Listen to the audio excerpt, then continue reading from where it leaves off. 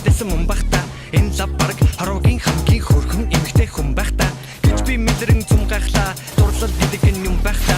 Түүнийгээ дандаа зүлжээд байсан нь заяаны хан гэсэн зүм байх та. Дааш тэр сүнсэн сайн надад баригдахгүй мууж гамуур. Тэгэхээр ер нь дими нэр нь дими дэлгэцээр уцаасуур. Ард галах сэтгэлээр унаад бараг балах чагсан дарс. Анхны модаг минь нөхсөн бүсгүй надад залах чагсан нарс. Бүтэдгүй гэсэн үний юм байна алсын зайны харцаа. Харж болдгүй хоёрдугаар ангийн дурлал анхны хайрын хавцаа. Авч болдгүй зүуд гэж байдаг юм байна хөрсөн миний уур. Зургатар гарахтаа миний зүрхийг зүсэн дими муур.